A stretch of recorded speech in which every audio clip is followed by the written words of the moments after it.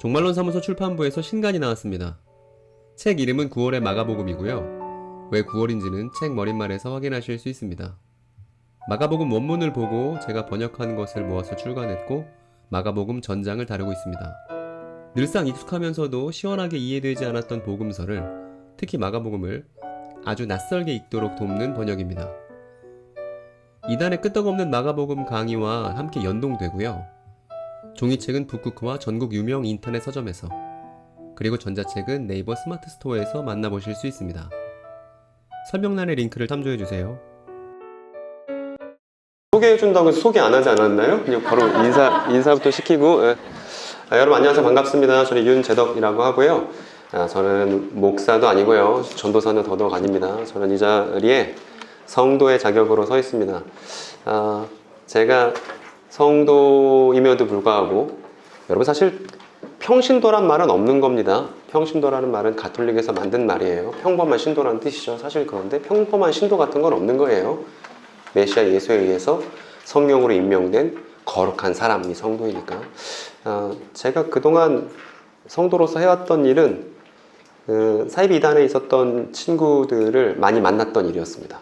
신천지에 있던 친구들이든 이제 MS에 있던 친구들이든 지금은 저랑 다 막역한 친구들이 돼서 저희 집에서 밥해 먹고 같이 노는 친구들이 됐거든요. 제가 알게 된 건 뭐냐면, 사회에서는 그 친구들을 세뇌당했고 막 이제 정신적으로 문제가 있고 정서적으로 결핍되어 있는 친구들이라고 이제 생각을 합니다만, 그렇지 않았고 사실은 성경 내용에 대해서 잘못된 내용을 먼저 배웠던 우리의 이웃들이라는 것을 제가 경험하고서야 알게 된 거예요. 그래서 그 친구들에게 올바른 성경 내용을 잘 얘기해 줬더니 지금은 너무 저랑 친한 친구들이 됐습니다. 그래서 교회마다 다니면서 사이비 이단에 몸담고 있는 사람들 손가락질 하기 전에 우리가 성경을 잘 알고 있는지를 돌아보고 그 친구들에게 적절한 이야기로서 섬김을 해야 한다. 우리가 갖고 있는 그리스도를 중심에 두고 있는 우주의 이야기로 시작해서 우주의 얘기로 끝나는, 그리고 가운데 그리스도의 죽음과 부활이 있는 그 이야기는 너무나 탁월하고 너무나 위대한 이야기니까 이 이야기를 잘 전달하는 것이 성도된 마땅한 책무이자 영광이라고 그 얘기를 하고 다닌 지 이제 오래됐고, 수영로교에서도 이제 몇 번 왔고요. 오늘 이렇게 선택 강의를 맡게 됐습니다. 여러분 괜찮으세요? 다들 표정이 어두워서 제가 얘기하는 거 별로 안 듣고 싶을 수도 있잖아요. 선택이지만 강제 같은 선택일 수 있잖아요. 여러분 괜찮습니까? 얘기도 괜찮습니까? 네, 여러분 아까 이제 서로 아까 형제님께서 사랑합니다, 축복합니다 얘기했지만 약간 뻥도 섞여 있는 거죠? 옆에 있는 성도 진짜 사랑하세요? 진짜 축복하신 겁니까? 저는 이제 앞에서 그런 멘트를 들을 때마다 이제 앉아있을 때, 나 저 사람 사랑 안 하는데, 이제 억지로 얘기하는 어떤 이중적인 어떤 마음을 느끼는데, 오늘 한 자매 얘기부터 좀 시작을 하려고 합니다. 최근에 저희 집에 놀러 왔던 자매 얘기인데요. 사이비 이단에 있다가 나와서 지금은 지역교회에 다니고 있어요. 그래서 요즘에 잘 지내냐고 물어봤더니 그 자매 전에는, 그러니까 사이비 이단에 있을 때는 목적과 결말이 있어서 거기 있는 신도들과 막 함께 버티고 견디는 끈끈한 전우회가 있었대요. 그런데 탈퇴하고 나서 일반 지역교회 갔더니 전혀 지역교회는 그런 걸 못 느끼겠더라. 그리고 지역교회에서 무슨 얘기를 많이 듣나요? 했더니 지금이 이제 천국이니까, 이 교회 생활하는 게 천국이니까 여기서 하나님을 잘 경험해야 되고 느껴야 된다, 이런 얘기를 들었다는 거예요. 그런데 이제 옆에 있는 형제자매들을 돌아보면 별로 그렇게 막역하고 친밀한 관계도 아니더라, 이렇게 얘기를 했습니다. 여러분 어떻습니까? 이 친구의 말에 공감이 되시나요? 저는 완전 공감이 많이 되고요. 너무 슬픈 일이라고 생각이 들었습니다. 저는 심지어 집에서 한번 꺼이꺼이 울었던 적이 있습니다.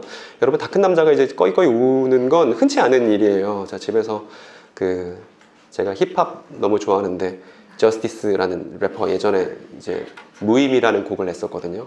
지금 되게 유명해졌지만 예전엔 유명하지 않았습니다. 무임이라는 곡 냈는데 이제 그 곡 내용이 뭐냐면, 힙합은 다 서로를 이제 brother, sister라 부르잖아요. 미국 문화에서 이제 기독교 문화의 영향을 받았기 때문에 서로 형제고 자매라고 부르잖아요. 그런데 이제 저스티스가 얘기한 거예요. 쇼미더머니 때문에 서로 돈 때문에 만나는 거지, 우리가 형제라고 얘기해도 형제 실제로 아니고 자매라고 얘기해도 실제 자매 아니지 않냐, 우리 다 돈 때문에 하는 거 아니냐, 그러니까 다 이 힙합한 무의미해, 이렇게 노래를 한 거였어요. 그 노래를 집에서 듣고서 꺼이꺼이 막 울었는데 왜 울었냐 하면 우리가 교회 안에서 서로를 형제라고 부를 때, 자매라고 부를 때 이게 신약 성경에 기록되어 있는 그 끈끈한 형제라는 말 맞나? 그 신약 성경에 기록되어 있는 자매라는 말 뜻 그대로 우리가 서로에게 자매라고 부르고 있나? 라는 어떤 그 갭 차이를 느끼게 되니까 하나님 지금 우리가 겪고 있는 교회는 진짜 교회다운 거 맞나요? 막 이 생각이 들어서 막 울고 있다가 중간에 정신을 차리고 내가 뭐 하는 거지? 이렇게 눈물을 닦았던 기억이 있었습니다. 이 자매 얘기를 들으니까 그 기억이 나더라고요. 그래서 이 자매가 어떤 교회의 무미건조함을 느끼고 있나 보다. 여기 계신 청년 여러분 어떻습니까? 여러분들이 차세대 기독교인들 아니겠습니까? 이 교회 안에서의 어떤 신앙생활의 무미건조함, 서로 인간관계에 대한 어떤 가벼움 이런 거 못 느끼셨나요? 저 이제 나이가 제가 40 중반이 되었는데요. 저랑 어렸을 적 신앙생활 같이 하던 친구들 중에 연락하는 사람 있다 없다? 없습니다. 유감스럽게. 교회를 떠난 친구들도 많이 있고요. 그리고 이렇잖아요. 뭔가 교회에서 중요한 얘기를 하더라도 그 다음 주 되면 교회는 또 예배 준비하느라 바쁘고, 그래서 맨날 보던 사람 똑같이 또 보고, 만약에 여기 모태신앙이고 주일학교부터 같이 경험했다면 맨날 옆에서 보던 애 10년 넘게 20년 넘게 계속 보지만 걔랑 진짜 고추고도 아쉬울 만큼 끈끈한 관계를 우리가 누리고 있냐 하면 그렇지 않다고 우리가 솔직하게 자인할 수밖에 없을 것 같습니다. 근데 사실은 여러분, 예수께서 자신의 사도들을 모으고 그 사도들의 공동체들이 생겨났을 때 그들은 목숨을 건 우정이 있었죠. 심지어 예수께서 내가 친구를 위해서 목숨을 버리는데 이것보다 큰 사랑이 없다고 말씀하신 만큼 사실 교회의 본질은 우정 공동체입니다. 예수 안에서 진실한 우정을 나누는 거예요. 대신 바운더리가 어디까지 있냐면 원수였던 사람까지도 포함하는 것이죠. 예수를 중심으로 해서 끈끈한 우정을 나누는 데 있어서 말입니다. 그런데 오늘날 현대교회가 예수를 중심으로 끈끈한 우정을 나누고 있냐? 이걸 우리가, 이게 기독교의 본질이기 때문에 차세대 기독교인 여러분들이 이걸 한번 반성적으로 성찰해 보셔야 된다는 겁니다. 만약에 우리한테 그게 없으면 진짜가 없는 거니까요. 기독교는 우정 공동체다. 이걸 꼭 생각하셔야 됩니다. 그리고 오늘날 우리가 이렇게 무미건조한 어떤 인간관계를 교회 안에서 경험하게 된 건 여러분만의 책임은 아니에요. 오랜 역사가 있었습니다. 오랜 역사 속에서 그럴 만한 이유들이 있었습니다. 그거를 제가 객관적으로 잘 검토한 내용을 여러분들께 전달드리려고 하는 거예요. 이 유재열 씨가 운영하고 있는 장막성전이라는 이단이 있고, 이 사람은 자신과 함께 있는 이제 7사자가 요한계시록의 7사자라고 주장했었던 과천에서 1970년대에 되게 왕성하게 활동했었던 이단이에요. 근데 이 사람 주장이 이렇게 했습니다. 자기가 지구가 피 흘리는 환상을 봤다는 거예요. 그래서 1969년에 전쟁으로 세상이 멸망할 거다, 이렇게 주장했던 시한부 종말론을 외쳤던 바 있는 사이비 이단이 장막성전이라는 이단입니다. 그리고 이 장막성전에 누구도 있었냐면 이만희 씨도 있었어요. 그래서 이만희 씨가 내가 장막성전 출신이다 라고 되게 자랑스럽게 얘기하고, 신천지 교리에서는 저 장막성전이 기독교를 대표하는 교회로 그렇게 신천지 교리에 알려져 있습니다. 이 장막성전이라는 사이비 이단에 대단히 많은 사람들이 갔어요. 제가 교주를 되게 잘생기게 그려놨더니 저희 아내가 되게 불만스럽게 생각하더라고요. 왜 이렇게 잘생기게 그렸냐. 저 사람이 17살인데 교주인 거예요. 되게 어린 나이인데도 말을 너무 청산유수로 잘하니까 사람들이 저렇게 어린 사람이 하나님 말씀을 잘해? 진짜 하나님의 사람 맞나보다 해서 우르르 갔던 겁니다. 과천으로. 그런데 이 장막성전이라는 사이비가 갖고 있는 종말론은 이런 겁니다. 자, 간략하게 정리를 해봤는데, 장막성전의 유재열 씨를 믿는 사람들만 밀실로 들어갈 수 있다고 주장해요. 밀실로 감춰져 있는 방으로 들어가면, 그러면 그 사이에 세상에서는 무슨 일이 벌어졌냐면 개판 5분 전이 벌어지는 거예요. 다 멸망하고 엉망진창이 되는 겁니다. 그러면 이제 그 밀실에서 빠져나오면 어떻게 돼요? 새로운 세상으로 이미 변모되어 있는 것을 이제 경험하게 된다. 이렇게 해서 장막성전 종말론이 있는 거예요. 그리고 이제 과천에 뭐가 있습니까, 여러분? 그 동물원이 있죠. 그래서 그 친구가 저한테 말해주기를 어떻게 배웠냐 하면, 과천에 왜 동물원이 있는 줄 아느냐? 그거예요. 지금 웃었던 그거예요, 그거. 과천에 왜 동물원이 있냐. 이게 마치 노아의 방주처럼 하나님께서 과천에 동물들이 이렇게 다 모으셔갖고 나중에 과천 중심으로 새로운 세상이 되면 거기 있는 동물들을 다시 번성시키기 위해서 동물원이 있다. 이게 저희가 누가 들어도 이제 재밌는 얘기잖아요. 근데 그 안에 있는 분들은 지금도 진지하게 이걸 믿고 있다는 것입니다. 여러분, 이 사람은 부산에도 많이 있나요? 하나님의 교회. 지금 태국에 있는 선교사님께 연락이 왔는데 하나님의 교회 포교가 태국에서도 극심하다는 거예요. 이 사람은 장길자라는 사람인데 하나님의 교회 안에서는 어머니 하나님이라고 불리는 사람이고, 이 사람은 김주철이라는 사람인데 하나님의 교회에서 이제 교육을 맡은 사람이에요. 이 두 사람이 안상홍이라는 그 사람이 있었을 때, 하나님의 교회에서 하나님이라고 불리는데 안상홍 씨가 있었을 때 둘 다 전도사 출신이었던 사람들입니다. 근데 이 하나님의 교회 종말론도 간단한데 여러분 기시감이 있을 거예요. 뭐냐면 신도들만 시온에 들어갈 수 있다고 가르칩니다. 그리고 밖에서는 어떻게 돼요? 또 난리 브루스가 벌어지는 거예요. 그러고 나서 무슨 세상이 되냐면 이제 영원한 천국과 영생을 누릴 수 있다, 이렇게 가르칩니다. 그래서 그 여러분 길거리 지나가시다가 하나님의 교회 건물 되게 번드르르하게 저런 거 많이 볼 수 있죠. 왜 저러는 거예요?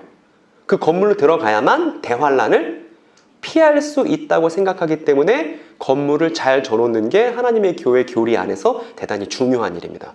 그 안에 사람들이 되게 많이 있지 않더라도 일단 뭘 해놓는 거예요? 건물은 번드르르하게 져놓는 거예요. 물론 이제 하나님의 교회 귀속 재산이 되겠습니다만. 근데 여러분, 제가 이렇게 그려놓고 보니까 아까 장막성전 종말론이랑 어때요? 비슷하죠. 그런데 유재열 씨랑 저기 김주철 씨랑은 일면식이 없을 거예요, 아마. 만나서 이렇게 막역하게 우리 종말론에 대해서 같이 비슷한 거 얘기할래? 이렇게 논의해 본 적이 없을 겁니다. 그런데 이상하게도 대한민국에서 지금 왕성하게 활동하고 있는 사이비 이단들의 종말론은 유사한 구성을 갖고 있습니다. 이상하지 않으세요? 같이 몰래 만나서 짠 것도 아니고 뭔가 유사한 구성을 갖고 있다는 것입니다. 여러분, 제가 수영옥교회 지난달에 와서 세대주의 종말론에 대해서 강의를 1시간 반 동안 길게 했던 거, 혹시 그때 오셨던 분 계십니까? 들어보셨던 분 계십니까? 한 분 계시네요. 그때 제가 기차 시간을 너무 촉박하게 설정하느라고 강의하다 도중에 저 택시 좀 불러주세요, 저 가방 좀 싸주세요 해서 불이 나게 도망갔던 기억이 납니다. 그렇죠? 근데 그때 이제 제 강의를 잘 편집해서 저희 채널에 올려놨습니다. 여러분 오늘 다 강의 내용 까먹으셔도 저희 채널 이름을 기억하는 게 가장 중요한 일이에요. 종말론 사무소라는 채널을 유튜브 채널 운영하고 있는데 제가 전국에 있는 교회들 다니면서 했었던 강의들을 다 업로드 해놨습니다. 저는 전국에 있는 교회들 다니면서 똑같은 강의를 한 번도 해본 적이 없고 다 시리즈로 연결되어 있는데, 아마 수영록교에서 예전에 했었던 세대주의 종말론 강의를 들으시면 오늘 강의와 연결된다는 걸 아시게 될 겁니다. 이게 엄청나게 큰 일이기 때문에. 어쨌든 저 사람은 존 넬슨 다비라는 사람인데 19세기 사람이에요. 이 사람이 세대주의 종말론이라는 걸 만든 겁니다. 근데 이 사람이 말하는 종말론 우리한테도 익숙해요. 한국 사람들에게. 뭐라고 얘기했냐면 신도들만 하늘로 올라가는 거예요. 비밀스럽게. 어느 날 갑자기 이제 신도들만 하늘로 다 사라집니다. 지상에는 누구만 남아있어요? 믿지 않는 사람들만 남아있겠죠? 그 지상에서 믿지 않는 사람들만 남아있을 때 7년 동안 이제 개판 5분 전이 벌어집니다. 대환란이 벌어져요. 이걸 가리켜서 7년 대환란이다, 이렇게 얘기합니다. 그리고 이렇게 7년 대환란이 끝나면 유대인들이 집단으로 회심해서 돌아오고 마침내 예루살렘 중심에 천년 왕국이 펼쳐진다는 게 이게 19세기 존 넬슨 다비가 정리한 세대주의 종말론이라고 부르는 거예요. 여러분 이 내용 익숙하세요? 안 익숙하세요? 왜 익숙하세요? 그렇죠. 다미송교도 그렇고, 사실은 다미송교뿐만 아니라 한국 교회는 이 세대주의 종말론의 영향을 직격탄으로 받았던 게 한국 교회입니다. 그리고 우리가 존경하던 유명한 선교사님들, 아펜젤러 선교사님, 원도드 선교사님 다 세대주의의 영향을 많이 받으셨던 분이기도 합니다. 그래서 이런 내용들에 우리가 아주 익숙한 거예요. 이 세대주의 종말론이 19세기에 만들어지고 나서 전 세계를 점령했습니다. 미국 중심으로 해서 당시 미국은 남북전쟁이었고 또 우리나라도 전쟁통이었잖아요.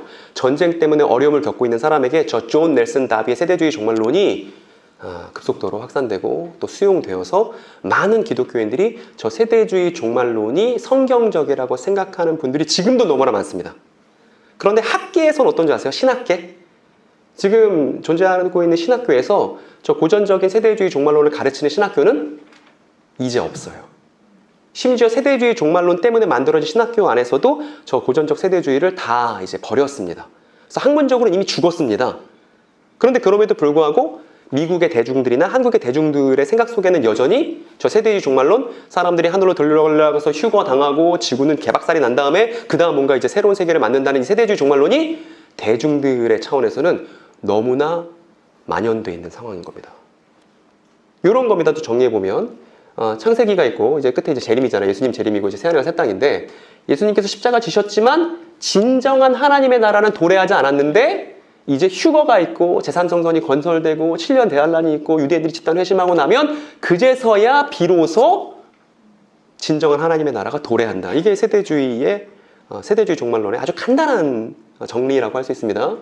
예수님께서는 십자가 지시고 부활하시고 승천하신 게 진정한 왕이 되신 게 아니고 법정적으로 왕이 되셨지만 실제적으로 통치하시는 것은 저렇게 재림하시고 나서 통치하시는 것이라고 저렇게 세대주의 종말론이 주장합니다.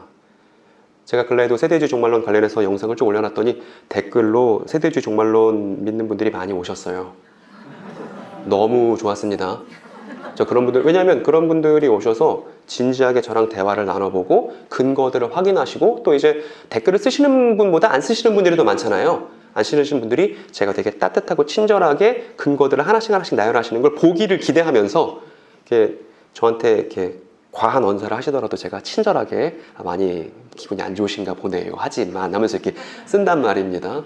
이게 저는 복음을 전하는 좋은 방식이라고 생각하는데 어쨌든 여러분 이런 거 믿고 있는데 그래서 우리가 길거리 돌아다니면 저는 할아버지들을 종종 만나잖아요. 제가 수원 사람인데 수원에도 저 할아버지 항상 계시거든요. 저 할아버지 입에서 뭘 느끼는 거예요? 19세기 존 넬슨 다비가 정리했던 세대주의 종말론의 향기를 저 할아버지 외침에서 물씬 느끼는 거죠. 666 조심해라, 베리침 맞는다 이런 얘기 들을 때 아저씨 존 넬슨 다비의 사상을 수용하셨군요 라는 생각이 드는 것입니다.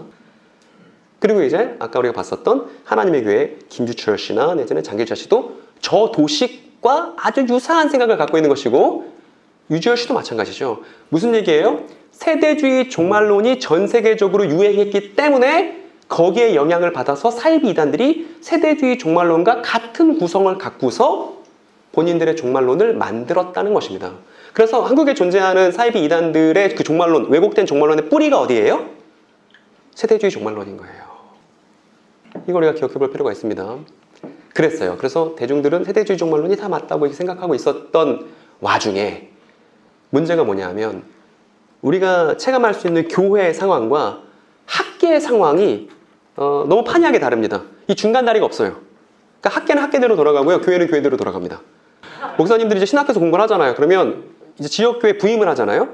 그러면 신학교에 있었을 때처럼 뭔가 연구하거나 공부를 해볼 수 있는 시간적 여력이 있어요, 없어요?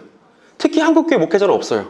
새벽 기도해야 되죠. 수요일날 설교해야 되죠. 금요일날 설교해야 되죠. 이렇게 큰 교회는 뭐 설교를 나눠서 할 수 있겠습니다만 좀 작은 교회 목사님은 연구할 시간이 없는 거예요. 그럼 뭐 하는 거예요?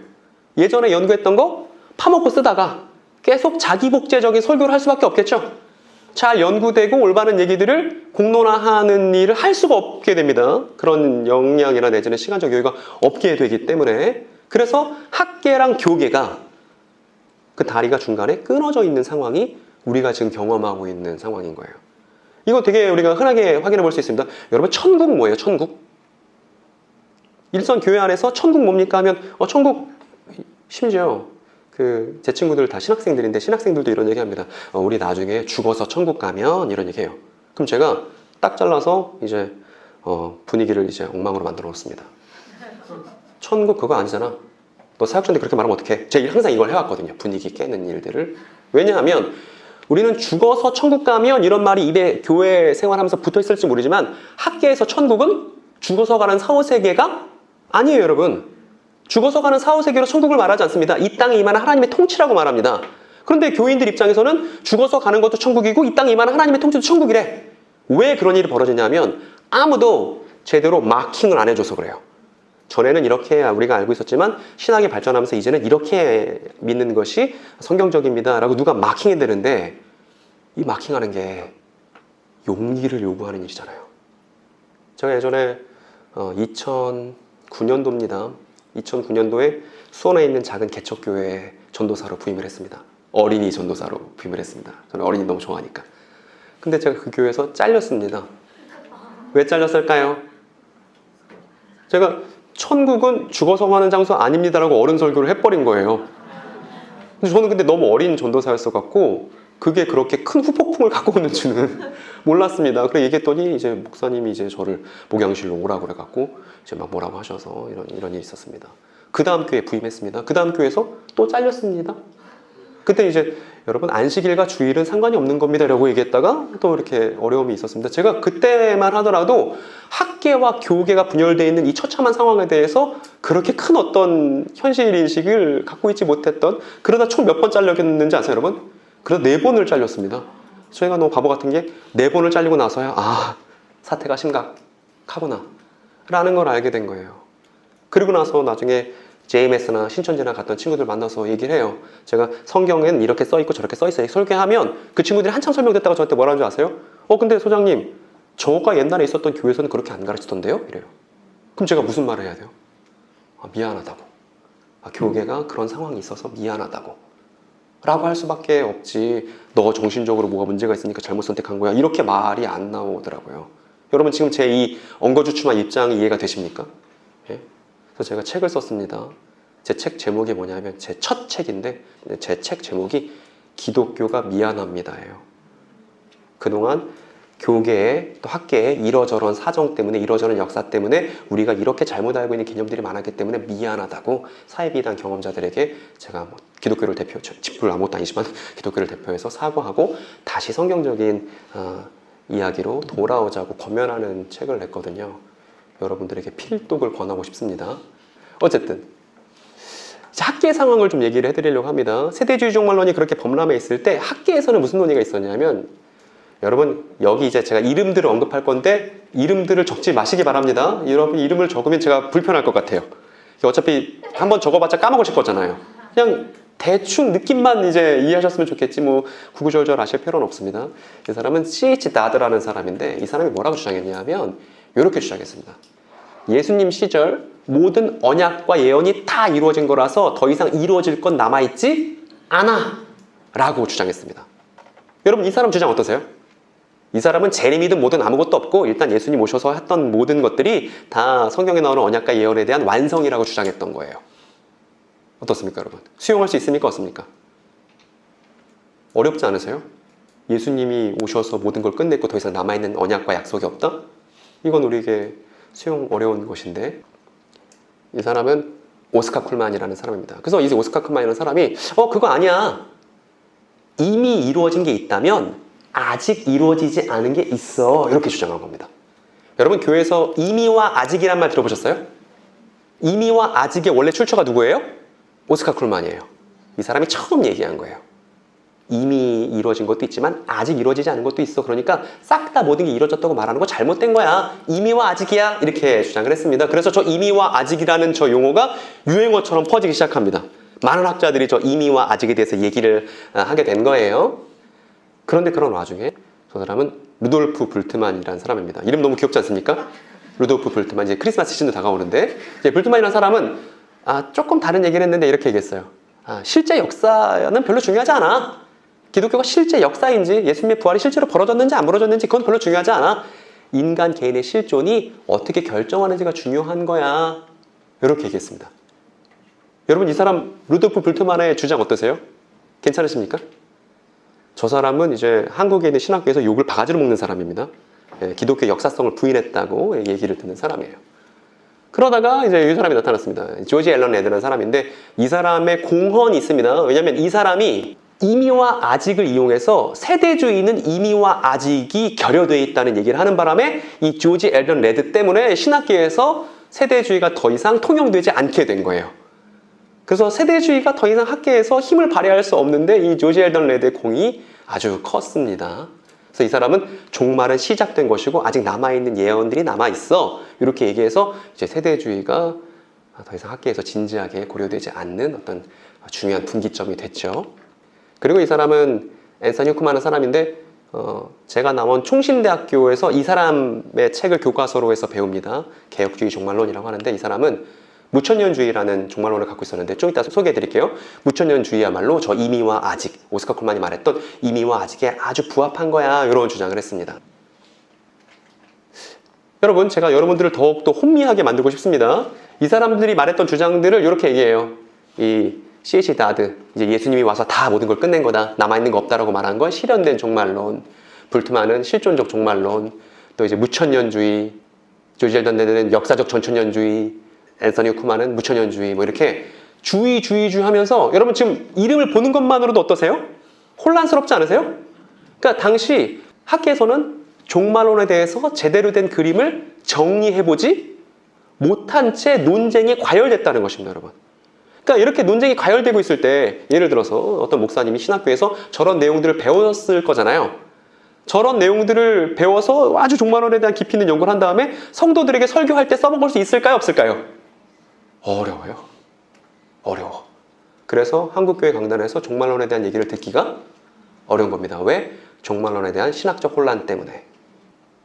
그래서 이런 와중에 이제 전 세계에 있는 모든 신학교에서는 이런 종말론으로 이제 대체적으로 정리가 됐습니다. 그래서 한국에 있는 주요 신학교들에서도 이걸 가르치는데 무천년주의라는 걸 가르쳐요.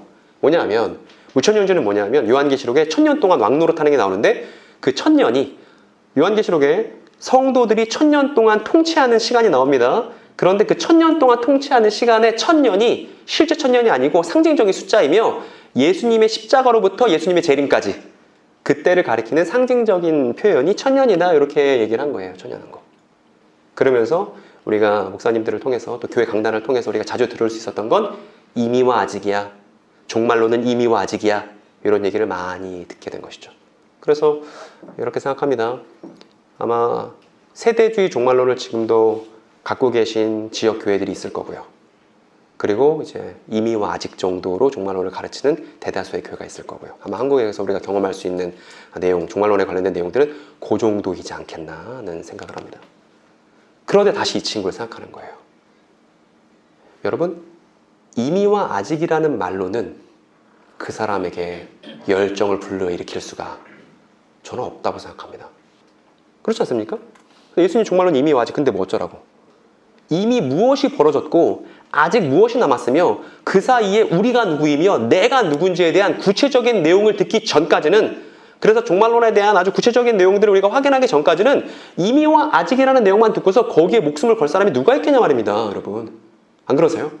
그러니까 한국교회의 무미건조함을 어떻게 제가 생각하냐면, 저희 종말론 사무소 어떻게 생각하냐면, 제대로 된 종말론을 경험해 본 적이 없기 때문에, 그렇기 때문에 우리가 우리의 목숨을 걸어도 아깝지 않은 그런 위대한 이야기를 만나지 못했던 것이다. 대신 뭐만 남았습니까? 내가 죽어서 천국 가야지라는 보험 같은 신앙만 남은 게 아닌가? 라는 문제의식을 지금 갖고 있는 것입니다. 건전한 종말론이 시대 정신입니다. 그 시대 정신이 사람을 살게 합니다. 그런데 그걸 교회가 제대로 공급하지 못하니까 세대주의 변종인 사이비 이단의 종말론들이 지금 유행하고 있고, 여전히 세대주의 종말론도 다른 사람들에게 가슴 뛰게 하는 무언가로 남아있는 이 현실이 너무나 처참하다는 거예요, 여러분. 이게 동시대 크리스찬인 저와 여러분들이 보고 있는 이 교회의 현실입니다. 그래서 이 천년왕국, 뭐 이미와 아직 뭐 다 좋습니다. 그런데 저 점선으로 칸쳐 있는 저 내용에 대한, 저 부분에 대한, 저 시간에 대한 구체적인 내용을 확인하지 못한 채 그저 그냥 교회에서 형제자매 그냥 사랑하세요 뭐 이런 얘기만 듣고 있는 그런 모습이 뻔히 상상이 됩니다. 심지어 목사님들도 그렇게 얘기하는 분들 많더라고요. 이제 속이 너무 탑니다. 천국 죽어서 가는 거지 이렇게 생각하시는 목사님들 지금도 많아요. 그리고 구원은 이미와 아직이지 이런 얘기들은 우리가 들을 수 있지만, 정작 구체적인 종말론의 내용을 확인해보지 못한 성도들이 태반이라는 것입니다, 여러분. 생각해보세요. 우리가 대부분 해답을 고민합니다. 답은 뭐지? 인생의 답은 뭐지? 내가 겪고 있는 문제의 답은 뭐지? 이런 고민들을 우리가 다 하고 살 겁니다. 각자 문제가 다르겠습니다만. 그런데 우리가 답이 뭔지를 고민하기 전에 내가 지금 제대로 질문을 던지고 있는지를 따져봐야 돼요. 맞지 않습니까? 제대로 질문을 던지고 있는가. 그런데 제대로 된 질문은 어디서 오냐면, 나는 누구인가라는 확실한 나의 정체성에서 오는 겁니다. 내가 누구인지를 알면 그 나에 걸맞는 질문이 나올 수 있는 거고, 그래야 제대로 된 답변을 얻을 수 있는 거예요. 그런데 저 나는 누구인가, 자아 정체성이잖아요. 저건 어디서 오냐면 우리는 누구인가에서 와요. 우리가 누구인지 알아야 그 안에 속한 내가 누구인지도 확실해지는 겁니다. 그런데 저 우리는 누구인가는 어디서 오는 줄 아세요? 지금은 언제인가라는 이 역사인식, 시간에 대한 이해에서부터 비롯되는 것입니다.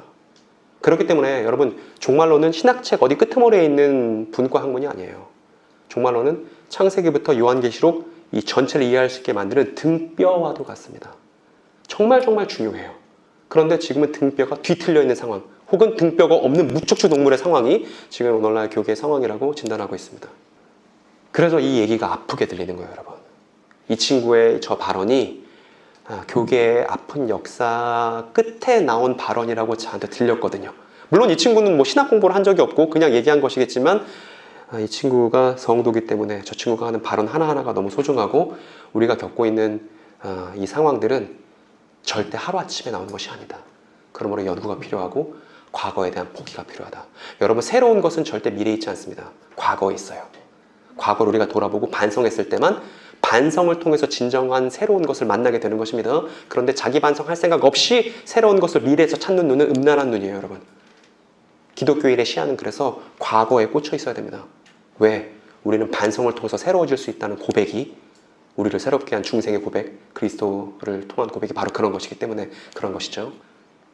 그런데 이제 저 발언 중에 저 부분이 아주 신경이 쓰입니다. 혹시 그런 분 안 계신가요? 무미건조한 신앙을 하다가 어느 순간 이런 생각할 수 있잖아요. 좀 더 이런 무미건조한 거 말고 좀 더 확실하고 분명한 걸 만나고 싶다. 이런 생각 말입니다. 저는 예전에 제가 교회 생활, 청년부 생활 했을 때는 뭐 이런 거 있잖아요. 이렇게 마음이 좀 번잡하고 힘들면 마음이 너무 힘든데 목요일날 마커스나 갔다 올까? 뭐 이런 거. 여러분 어떤 마음인지 아세요? 그러니까 맨날 교회에서 똑같은 애들, 게다가 교회 들어오면 약간 박자가 안 맞잖아요. 시험 들기 너무 좋잖아. 그래서 이제 교회 쿵짝쿵짝하고 이제 똑똑한 애들 보고 똑같은 애 찬양하고 이런 거 보니까 전혀 마음에 도파민이 분비가 되지 않아. 그런데 이제 마커스 한번 가서 시게 은혜 한번 받고 나서 일주일을 살 수 있는 동력을 얻겠다, 뭐 이런 생각 안 해보셨습니까? 저 그런 생각 많이 했었거든요. 그런데 비슷하게도 내가 지금 이 교회에서는 내가 진짜 신앙생활 하는 것 같지 않아. 하나님을 느껴야 되는데 좀 더 강렬하게 느끼고 싶다. 이런 생각 충분히 할 수 있잖아요. 그래서 요즘에 이런 일들도 벌어집니다.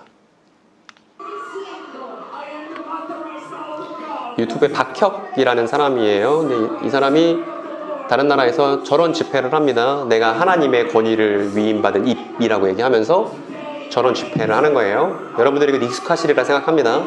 예전에 우리나라도 70년대, 80년대 저런 거 많이 했으니까. 그래서 저렇게 사탄과 싸우고 있고 사탄을 이제 내보내겠다고 이소룡처럼 얘기를 이제 하고 있는 상황입니다. 그럼 사람들이 막 쓰러지죠. 실신하고 막 이제 정신이 혼미해지죠. 그러면 다 그 사람들을 강단으로 올려서 이렇게 강단 위에 누워있게 만들죠. 불도 쏘고.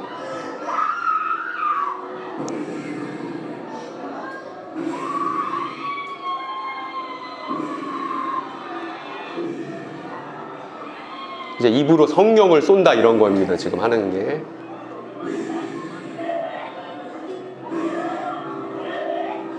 막 구토도 하고요. 여러분 놀라지도 않으시네요? 익숙하세요? 저런 거 좋아하세요? 여러분? 근데 저는 저런 거 되게 익숙합니다. 왜냐면 저거 예전에 부흥회 같은 데 가면, 예전에 기도원 같은 데 가면 저런 거 쉽게 볼 수 있었습니다. 여러분 어떻습니까? 저 사람 박혁이라는 사람인데 유튜브 채널 보니까 구독자가 몇십만이나 되고 밑에 댓글 보니까 이제 아마 다 교회 권사님들 같고 지사님들 같아요. 막 응원합니다. 뭐 난리가 났습니다. 여러분 저 운동에 대해서 지금 저 박혁 씨가 보여주고 있는 건 하늘에서 뚝 떨어지는 내용이 아닙니다. 역사와 그 과정과 뿌리를 갖고 있는 그런 운동입니다. 거기에 대해서 여러분께 소개시켜 드리려고 하는데, 여기는 이제 한국은 아니고 이제 미국이에요. 똑같은 비슷한 이제 별개의 인물, 다른 사람을 보여드릴게요. All of you and him and the boy must go. 1, 2, 3. 이제 사탄이 막 화를 내다가 이제 빠져나가는 장면입니다.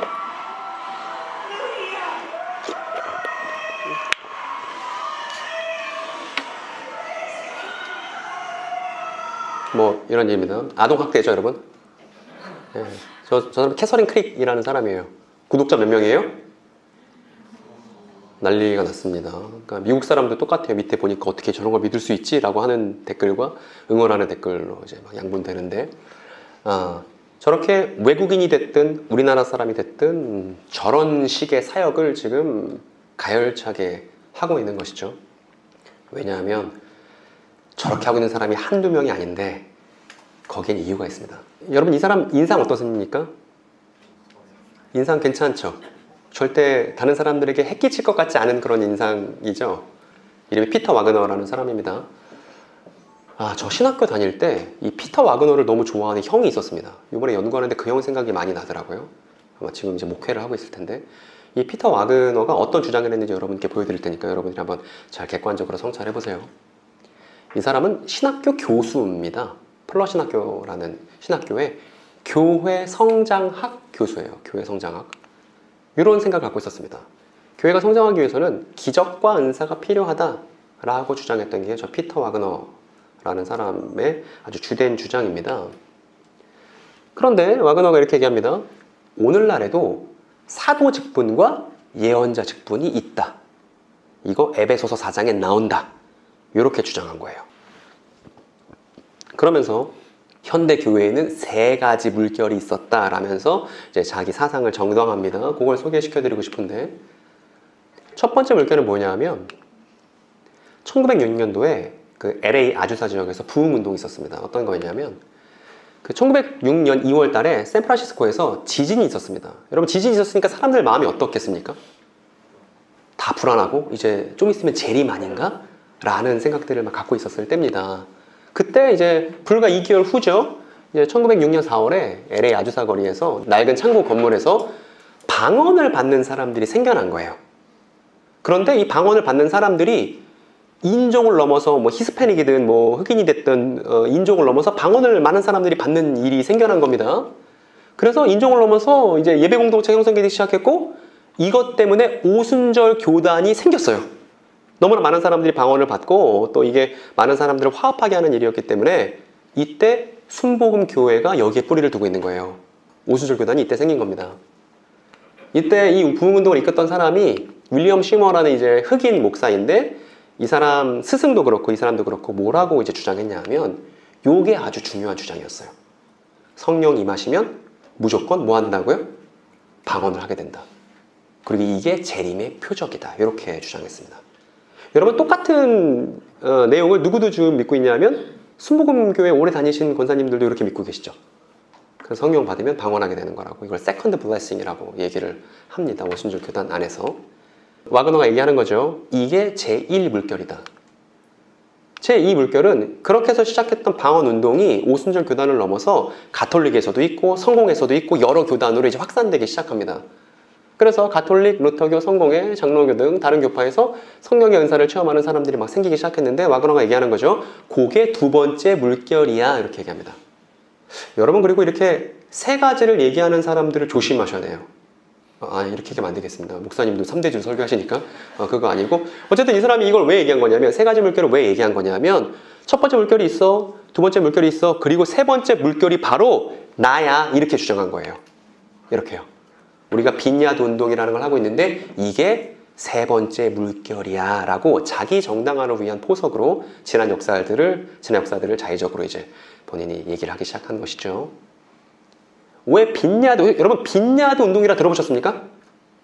못 들어보셨습니까? 빈야드 운동? 빈야드 운동이라는 게 있습니다. 이게 무슨 뜻이냐면 이 피터 와그너랑 같이 했던 사람이 존 윈버라는 목사예요. 근데 이 사람이 목회했었던 교회가 빈야드 교회예요. 빈야드가 뭐냐면 포도원이거든요. 그래서 원래는 포도원 교회인데 이제 그게 영어다 보니까 이제 빈야드 운동이다 이렇게 부르는 겁니다. 근데 우리가 아까 얘기했던 바와 같이 이 피터 와그너 신학 교수였잖아요. 플러 신학교 교수였잖아요. 여기서 세미나를 엽니다.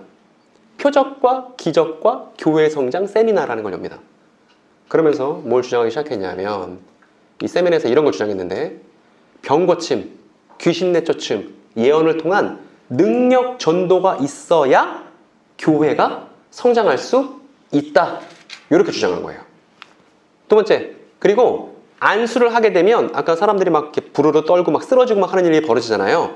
안수를 통해서 사람에게 그런 일들이 벌어질 수 있고 또 능력을 다른 사람에게 전이시켜 줄 수도 있고 심지어 이제 물건에도 기름 부으심이 있어서 물건에도 자신의 그 안수를 통해서 능력을 전이시킬 수 있다라는 이 능력 전이에 대해서 열심히 세미나했습니다. 그리고 여러분 영적 전쟁이라는 말 좋아하세요? 저는 영적 전쟁이라는 말 들을 때마다 무슨 뜻으로 하는지 잘 모르겠습니다. 왜냐하면 메시아 예수께서 이 땅에 오셔서 사단 권세를 다 박살내시고 더 이상 우리는 여러분 제가 이 얘기 영적 전쟁 교회마다 진짜 많이 얘기하는데 여러분 영적 전쟁 대체 뭐예요? 신앙생활 열심히 하라는 말의 그냥 다른 표현 아닙니까? 바울의 경우 있습니다. 바울이 이제 사도로서 전도사역을 하고 있을 때 어떤 귀신 들린 여자가 나옵니다. 귀신 들린 여자가 나와서 저 사람이 하나님의 사람이라고, 하나님의 사도라고 이래요. 세번역 성경에 보면 이 사도행전에 나오는데 바울이 어떻게 하는지 아세요? 여자가 자꾸 그러니까 이를 귀찮게 여기고 돌아섭니다. 그리고 너 귀신 나가라니까 어떻게 돼요, 귀신이? 그냥 나갑니다. 거기에 전투가 어디 있습니까? 싸움이 어디 있습니까? 하나님이랑 사탄이 싸워야 안 싸워요?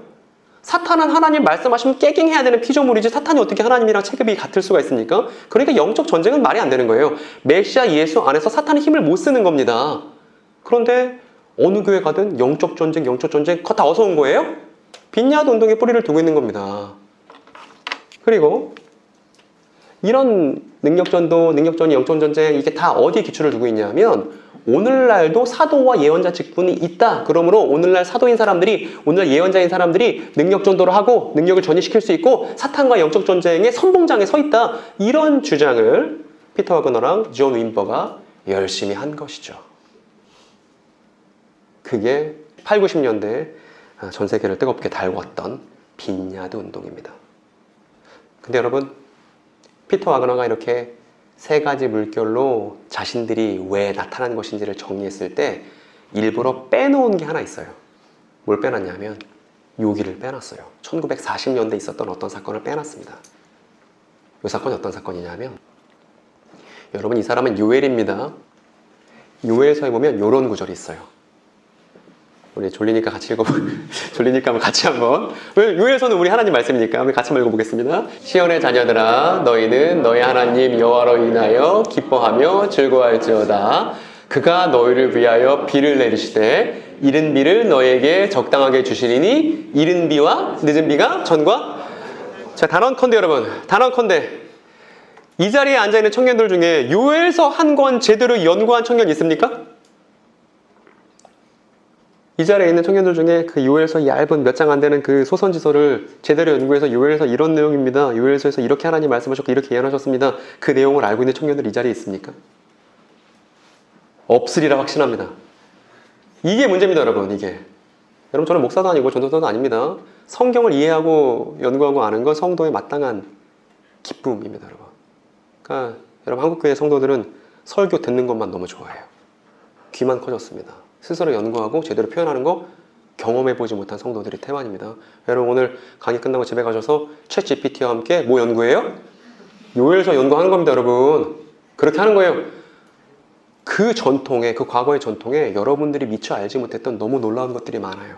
그러니까 그래서 모든 성도들은 고대문헌 연구가라고 생각합니다. 우리가 맨날 들고 다니는 성경 자체가 고대문헌이니까 연구하셔야 됩니다. 연구 안 하면 안 되는 거예요.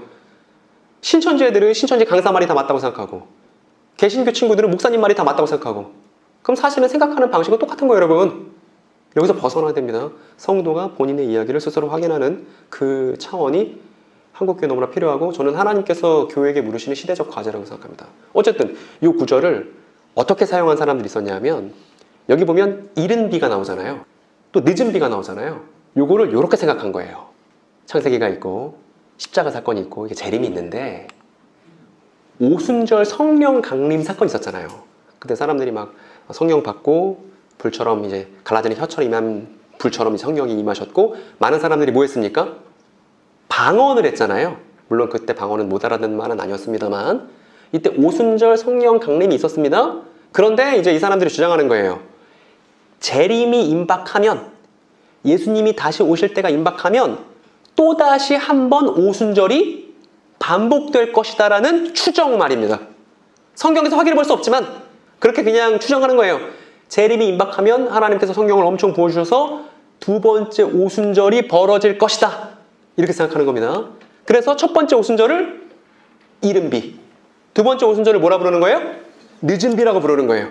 그리고 우리가 이렇게 방언을 열심히 하는 이유는 우리가 지금 이 늦은 비의 오순절 성령 강림을 누리기 때문이고, 이렇게 우리가 방언하는 이 시기를 가리켜서 우리는 이렇게 부를 거야. 뭐라고요? 마지막 추수라고요. 이렇게 믿는 사람들이 1940년대에 생겨난 거예요. 이걸 뭐라 그러냐면 늦은 비 새질서 운동이라고 합니다. 이 운동은 오순절 교단 안에서도 이단으로 정죄됐습니다. 그리고 이 늦은 비 새질서 운동하는 사람들이 주장했던 내용들입니다. 뭐라고 주장했냐면, 병고침, 귀신 내쫓음, 예언을 통한 능력 전도가 필요하고 안수를 통해서 사람과 물건의 능력을 전이할 수 있으며 사탄과 귀신과 영적 전쟁이 필요하고 그리고 오늘날도 사도와 예언자 직분이 있다라고 저 40년대 늦은비 세질스 운동에서 주장했습니다. 뭐랑 똑같죠 여러분? 아까 빈야드 운동이랑 똑같죠. 그러니까 피터 와그너는 본인의 사상의 소스를 다 어디서 갖고 온 거예요? 40년대 늦은비 세질스 운동에서 다 가져온 거예요. 그런데 그건 이미 이단으로 정대됐으니까 거기서 소스를 갖고 오면 사람들에게 지탄을 받겠죠? 그러니까 싹 숨겨놓고 그거 빼놓은 다음에 첫 번째 물결, 두 번째 물결, 그리고 우리가 세 번째 물결 이렇게 가르쳐 왔던 것입니다. 그런데 이제 저는 신천지 교리에 관심이 많잖아요. 이거 연구하다 보니까 똑같아요 여러분. 무슨 얘기냐면 신천지 이제 종말론입니다. 신천지 친구들이 항상 얘기합니다. 초림 때가 있고 재림 때가 있다. 초림 때는 예수님이 구원자다. 그런데 주재림 때는 누가 구원자다? 이만희 씨가 구원자다. 그래서 초림에서 뭔가 모티프가 될 만한 사건을 찾고 초림 여기 있죠? 재림 여기 있죠? 이렇게 데칼코마니 식으로 짝 맞추기 식으로 성경을 이해하는 게 신천지식 종말론입니다. 아까 늦은빛 세질스 운동이랑 어때요? 똑같아요 구조가. 이렇게 얘기한다고요 얘네들도 마지막 추수라고. 그러니까 신천지 교리교육 받은 친구들이 얘기하는 거예요. 여러분 신천지 교리교육 받은 사람들 행복할까요? 안 행복할까요? 너무 행복해 하더라고요. 신천지 교리교육을 1년 정도 걸쳐서 받고 나면 세상이 달리 보인대요. 왜요? 새로운 시간에 대한 이해를 얻었잖아요. 그 새로운 시간에 대한 이해를 공유하고 있는 우리가 있잖아요. 그 우리 안에 나가 있잖아요. 자아 정체성이 있잖아요. 그러니까 같은 문제의식을 갖고 같은 해결책으로 살아가는 끈끈한 전우들이 있잖아요. 그러니까 신천지 간 친구들이 자기 행복한데 왜 이걸 말리냐고 이렇게 가족들한테 항변을 오히려 하게 되는 것입니다. 핵심이 어디 있는 거예요? 종말론이 사람을 그렇게 만든다고요. 그릇된 종말론이 사람을 그렇게 만든다고요. 그러면 반대편은 종말론이 없는 게 정상이 아니고 건전한 종말론, 바른 종말론, 성경적 종말론 안에서 우리도 진실한 그리스도와 사도들의 우정을 나누는 걸 추구하는 것이 그것이 교회다움이다. 다시 한번 제가 여러분께 말씀드립니다. 이렇게 얘기해요. 우리는 주재림 때 추수의 역사에 참여하고 있어 라고 전후회를 친구들이 경험하게 됩니다. 그리고 이렇게 동일한 시간 이해, 그릇된 종말론이긴 하지만 동일한 시간 이해 안에서 저렇게 전후회를 느끼는 것은 모든 이단들 공통입니다, 여러분. 어디가 재밌겠습니까, 여러분? 어디가 재밌겠어요? 수용로 교회가 재밌겠어요? 신천지가 재밌겠어요? 제가 너무 하면 안 되는 발언을 했습니까? 예? 무슨 말인지 알아듣습니까, 여러분? 종말론이 결여되어 있으면 사실 신앙은 보험에 내가 죽어서 좋은 데 가기 위해서 그냥 믿는 보험에 지나지 않지 않습니까? 세상을 변혁할 수 있는 사람들이 우리가 아니라면 메시아 예수께서 오셔서 십자가 지시고 부활하신 게 세상을 달라지게 만드는 게 아니라면 그게 무슨 의미가 있습니까, 여러분? 종말론이 너무 중요하다는 겁니다. 어쨌든 신천지식 성경 해석이나 40년대 늦은빛 세질스 운동이나 똑같다. 그런데 피터 와그너가 저 마지막 추수를 뭐라고 말을 바꾼 거예요? 제3의 물결이라고 마치 종말론적인 용어 아닌 것처럼 그냥 바꿨을 뿐이라는 것입니다. 근데 공교롭게도 여러분 제3의 물결 하면 생각나는 거 없으세요? 엘빈 토플러라는 사람이 있었습니다. 그 사람이 이제 제3의 물결이라는 책을 써서 이게 엄청난 베스트셀러였는데 이 책 되게 내용 간단하죠. 3가지 물결이 있다. 첫 번째는 뭐 농경사회다. 두 번째 물결은 산업사회다. 드디어 정보화 사회가 오고 있다. 뭐 이런 거잖아요. 저 책이 엄청 유행이었는데 아마 이거는 저의 그냥 가설입니다만 피터 와그너가 저 엘빈 토플러의 제3의 물결을 감명 깊게 보고 저 용어를 차용해야겠다 라고 라고 생각한 게 아닌가 라고 추정합니다. 그래서 신사도 운동은 사실 잘못된 시간 이해 위에 지어놓은 집인 것이죠. 그래서 거기서 방언받고 막 예언하고 막 이렇게 하는 사람들 이제 우리가 마지막 추수 때 이제 새로운 두 번째 오순절을 경험하고 있다. 이런 식의 시간 이해를 갖고 있는 것이죠. 그리고 난리가 났습니다. 이렇게 빈야드 운동이 우후죽순 미국을 점령하고 있을 때 충격적인 사건이 벌어졌습니다. 이걸 토론토 블레싱이라고 합니다. 아마 여기 계신 분들은 대부분 저보다 어리신 분들이죠. 여러분 1994년도에 뭐 하셨습니까? 이날 한국 방문의 해인데 이때 여러분 생존해 계셨습니까? 생존 안 했던 친구들도 있다고, 어린 친구들 있다고. 저 이때 초등학교 4학년이었거든요. 저 기억이 납니다. 뭐가 기억이 나냐면 토론토 블레싱이 벌어졌어요. 이게 정말 이제 영상도 보여드릴 텐데 개판 5분 전인데 개판 5분 전 사건이 벌어졌을 때 제가 그때 교회 목사님한테 얘기를 들었어요. 이런 일이 있으니까 너무 충격적이라고 조심하라고 얘기를 들었던 기억이 납니다. 어떤 건지 영상을 통해서 직접 확인해 보시기 바랍니다. I want to read 설교자인데요. 갑자기 말이 어눌해지면서 술 취한 사람처럼 말합니다. 그러면서 이걸 뭐라고 얘기하냐면 성령에 취했기 때문에 혀가 꼬부라지는 거라고 얘기를 하는 거예요. I've been going through different stages of drunkenness. And the stage I'm at the moment is 점점 이제 몸이 이제 술 취한 사람처럼 주저앉게 되죠. 그리고 이제 천국에서 금가루를 막 확인했다고 하는 사람들, 그리고 이빨이 금이빨로 바뀌었다는, 한국에서도 흔히 볼 수 있는 그 일들이 저 토론토 블레싱에서 있었고,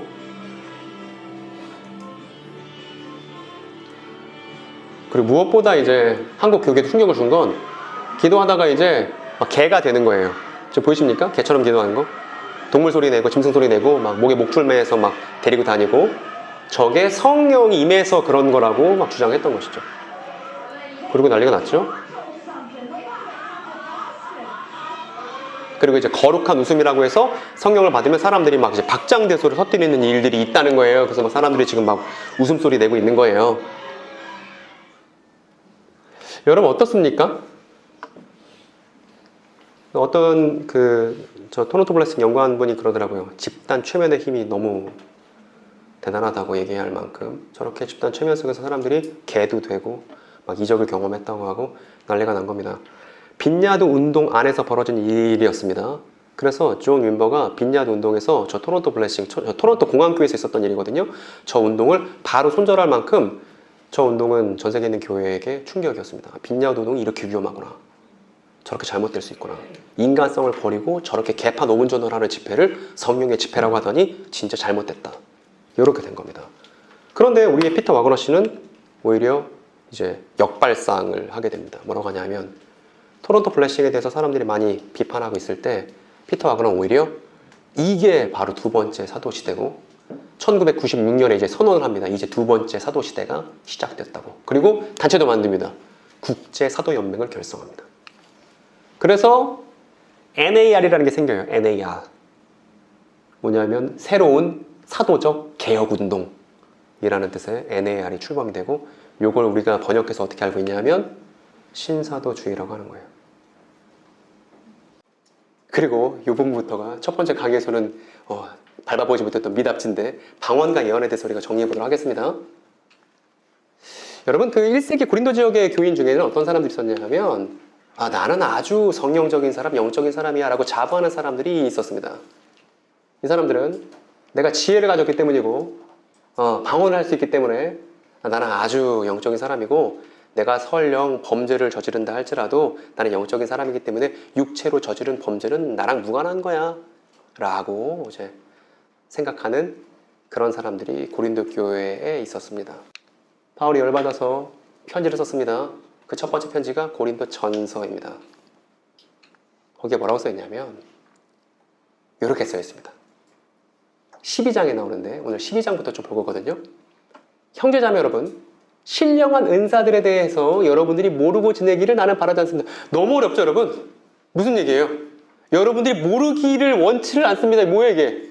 모르고 지내기를 나는 바라지 않습니다. 이게 무슨 뜻입니까 여러분? 니네가 너무너무 알았으면 좋겠다 이거죠? 신령한 은사에 대해서 반드시 알아야 된다 이렇게 얘기를 한 겁니다. 그러다 보면 이렇게 써 있습니다. 은사는 여러 가지지만 그것을 주시는 분은 같은 성령입니다.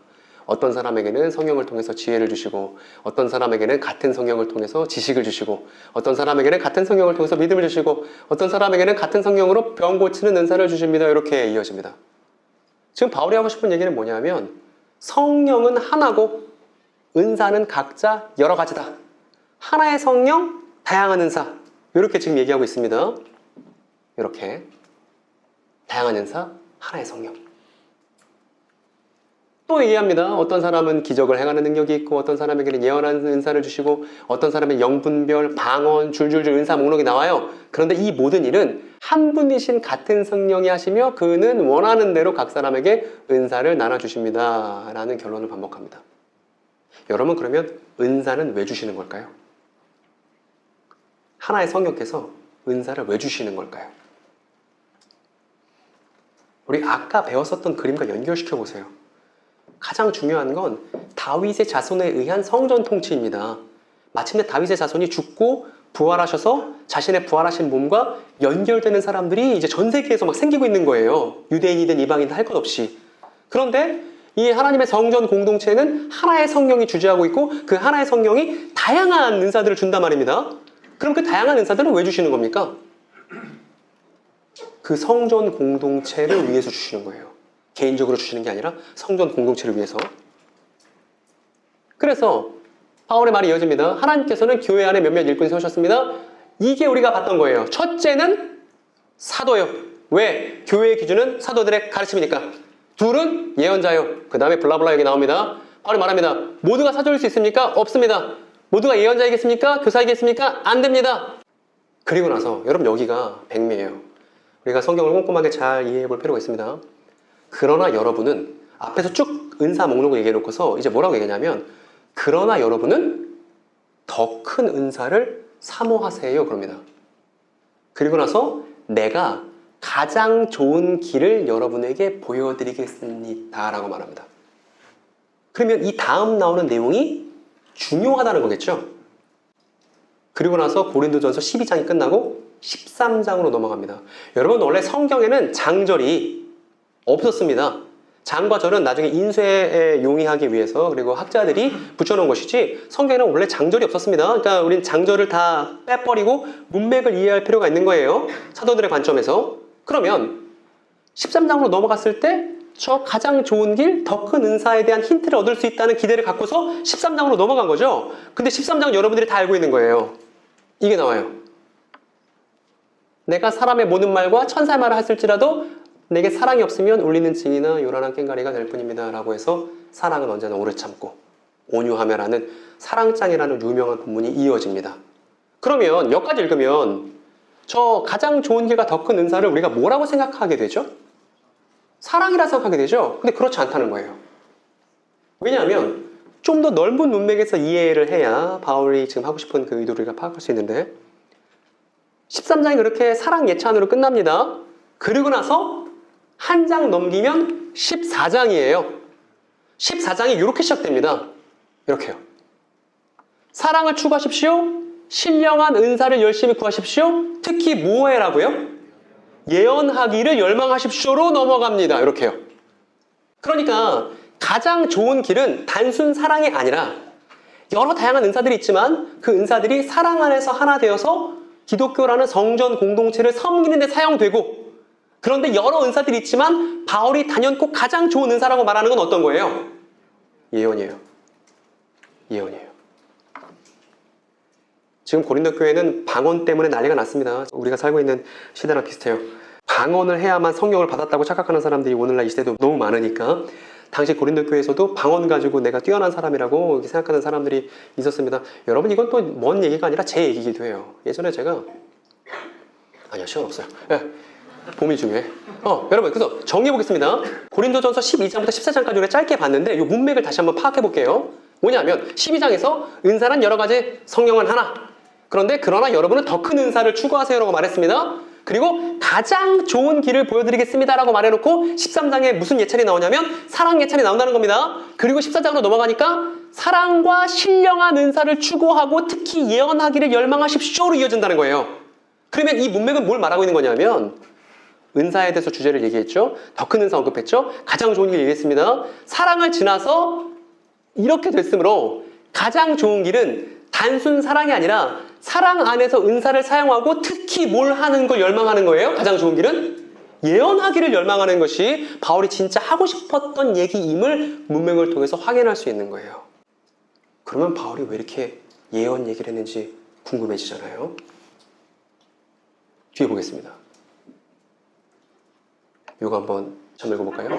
그러나부터요. 그러나 예언하는 사람은 사람들을 위해 집을 짓고 위로하고 격려하는 말을 합니다. 방언으로 말하는 사람은 자기 자신을 짓는 반면 예언하는 사람은 교회를 짓습니다. 여러분이 모두 방언으로 말할 수 있기를 바라지만 그보다도 여러분 여기서 중요한 건 뭐냐면 제가 번역한 건데 여기 번역에 보면 집을 짓다라고 제가 써놓은 게 있습니다. 그런데 여러분이 갖고 있는 성경에는 집을 짓다라고 되어 있지 않고 덕을 세운다고 되어 있습니다. 근데 이건 오역이에요. 덕을 세우는 게 아니에요. 원문에 보면 집을 건축한다는 표현입니다. 근데 그 집이 무슨 집인지 모르니까 덕을 세운다고 의역을 한 것뿐입니다. 근데 여러분들은 지금까지 문맥을 충분히 따라오셨으니까 이제 아실 수 있습니다. 지금 바울이 말하고 있는 집 짓기의 그 집은 정체가 뭘까요? 그렇죠. 다윗의 자손이 마침내 나타나서 자신의 성전을 짓고, 부활사건이고 마침내 승천을 통해서 자신의 성전 통치를 시작했다는데 사도들이 다 꽂혀있죠. 이 위대한 시대의 전환의 말입니다. 마침내 구약 예언자들이 그토록 갈망하는 것이 메시아 예수에 의해서 도래했다는 얘기, 마침내 도래한 종말의 소식이 사도들이 그토록 목숨을 걸고 선언했던 그 내용입니다. 그런 상황 속에서 바울이 집 짓기를 얘기합니다. 이 기독교 공동체라는 당시 신생아죠. 지금 2000년 나이 먹었지만 신생아가 된 초기 기독교 공동체에 대해서 바울이 아주 뜨거운 애정을 갖고서 지금 얘기하고 있고, 바울이 뭐라고 말해요? 이 집 짓기를 위해서는 방언보다는 예언이 필요한 거야 를 방언에 사로잡혀 있는 고린도 교회에게 지금 하고 있는 게 고린도전서 14장이라는 말입니다. 여기 잘 보세요. 예언하는 사람은 사람들을 위해 집을 짓느냐 합니다. 방언으로 말하는 사람은 어떻대요? 개인적인 차원에서만 좋을 뿐입니다 라고 지금 얘기하고 있는 거예요. 되게 넌지시 얘기하고 있는 거죠. 예언하는 사람은 아예 직설적으로 얘기합니다. 예언하는 사람은 교회를 짓는 거라고. 그럼 이렇게 보면 이때 바울이 말하는 예언은 대체 뭐야? 이런 생각 들지 않으세요? 여러분 예언 해보셨습니까? 아니라고? 여러분 예언 안 해보셨습니까?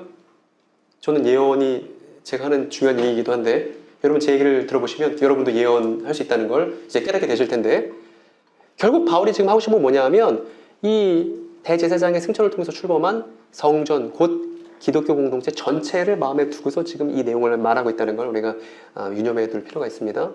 즉 성전 건축을 위해서는 방언보다는 예언이다. 그 다음, 그러나 나는 방언으로 만마디 말을 하기보다도 다른 사람을 가르치기 위하여 나의 깨우친 마음으로 교회에서 5마디 말을 하기 원합니다. 이렇게 합니다. 여러분, 그럼 여기서 예언이라고 써있지 않았지만 우리가 예언에 대한 바울의 정의를 알 수 있죠. 바울은 지금 예언을 뭐라고 말하고 있는 거죠? 다른 사람을 가르치기 위해서 깨우친 마음으로 교회에서 하는 5마디 말이 예언에 상응하는 거죠. 여기서 말하는 예언은 점치는 말이 아닙니다. 혹시 여러분 여기서 타로 보시거나 내지는 신전 보시는 분 계십니까? 요즘에 제가 교회 강의 많이 다니는데 강의 갈 때마다 자매들한테 물어봐요. 형제들은 가는 일이 별로 없습니다. 자매들한테 물어봐요. 타로 보고 신전 보면, 그러면 자매들이 이제 고개를 숙이고 몇몇 갔다 왔다고 실토하는 친구들이 있습니다. 신명기에는 그렇게 점치는 사람을 돌로 쳐 죽이라고 했습니다. 예? 왜요? 우리의 시간은 하나님의 것이기 때문에 그런 값싼 재물, 값싼 직업, 남자친구 관련된 거, 이런 어떤 그 사람들의 발언에 우리의 시간을 사로잡힐 필요가 없다는 거예요. 이건 기독교 종말론과 무관하다는 것입니다. 근데 여기서 말하는 예언도 마찬가지입니다. 여러분, 성경의 예자는 미리 예자를 써서 마치 미리 말하는 것처럼 알려져 있지만, 지금 신학자들은 번역을 바꾸자고 얘기를 많이 하고 있습니다. 미리 예자가 아니라 맡길 예자를 쓰자고 많은 사람들이 얘기합니다. 즉 하나님께서 우리에게 맡기신 말이 예언인 거예요. 하나님께서 우리에게 맡기신 말이 예언인 거지, 내가 미리 미래를 맞추는 게 예언이 아닙니다. 그런데 맨날 이렇게 미래 맞추겠다고 하는 사람들이 예언자니 뭐니 미루고 있는 겁니다. 그게 아닌데, 여러분, 하나님께서 여러분들에게 말을 맡기셨습니까? 여러분들이 어떤 말을 맡기셨습니까? 만약에 여러분들이 다윗의 자손의 위대한 예언 성취에 관해서 내가 그 말을 맡았고 다른 사람들에게 그 말을 전달한다는 생각을 갖고 있다면, 여러분들이 이 바울이 말하고 있는 예언을 하는 거예요. 여기 혹시 주일학교 교사분들 계십니까? 이 교사분들 지금 손을 못 들고 계신 건 아니죠? 우리가 갖고 있는 예언은 구약 예언자들이 예언했던 것들을 마침내 예수께서 성취하셨다는 것이, 그게 하나님께서 우리에게 맡긴 그 내용인 것이죠. 여러분, 구약 성경에서 기름을 붓는다는 것은 임명이었습니다. 왕, 예언자, 또 뭐죠? 제사장. 왕, 예언자, 제사장, 이 사람들을 기름을 부어서 임명했죠. 근데 우리에게는 기름으로 임명되지 않았어요. 우리에게는 승천하신 예수로부터 성령이 주어졌고, 성령이 주어진 사람은 새로운 정체성을 갖게 됩니다. 어떤 정체성이에요? 왕 같은 제사장이라고 베드로가 얘기합니다. 그러면 그 얘기는 뭐냐면, 성령은 능력이기 이전에 임명 방법인 거예요.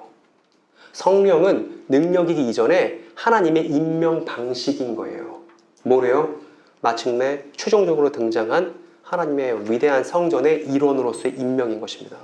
그렇게 임명된 사람은 왕처럼 이 세상의 악한 권세에 굴복하지 않고 제사장처럼 다른 사람과 하나님을 연결하며 예언자처럼 하나님께서 맡겨주신 말을 하는 사람들을 뭐라 그러냐면 두 글자로 성도라 하는 거예요. 목사라는 게 아니고 성도라 하는 거예요. 저와 여러분들이 같은 자격으로 지금 이 자리에 서 있는 것입니다. 그래서 바울이 말합니다. 온 교회가 전 이 부분을 꼭 여러분 잘 기억했으면 좋겠습니다. 오늘 강의 주제가 뭐였죠? 바울이 그렇게 하지 말라는데요. 이거였단 말입니다. 여러분 바울이 지금 사도들의 가르침이 교회의 기준이고 사도 바울이 뭐라고 말하는지 여러분 분명히 보실 필요가 있습니다. 온 교회가 한 자리에 모여서 모두가 방언으로 말하고 있으면 어떻다는 거예요? 갓 믿기 시작한 사람이나 믿지 않는 사람이 들어와서 듣고 뭐라고 말해요? 여러분을 미쳤다고 하지 않겠습니까? 이렇게 말합니다. 여러분 교회 공동체 한 자리에 모여서 방언으로 기도해 보신 적 있으신가요? 미쳤다고 하지 않겠습니까? 이게 사도들의 가르침이다 이거예요. 제가 예전에 2006년에 방언을 받았습니다. 혀가 랄랄라 돌아가기 시작했습니다. 너무 충격받았습니다. 제가 이거 뭐 어떻게 된 거지? 이렇게 했습니다. 그래서 저는 방언 받으면 신학교 가야 되는 건 줄 알고 그 이듬해 바로 신학교를 등록했습니다. 잘 몰랐어요. 아무것도. 근데 그때 교회에서 랄랄라를 잘하는 사람이 3명 있었어요. 저 포함해서.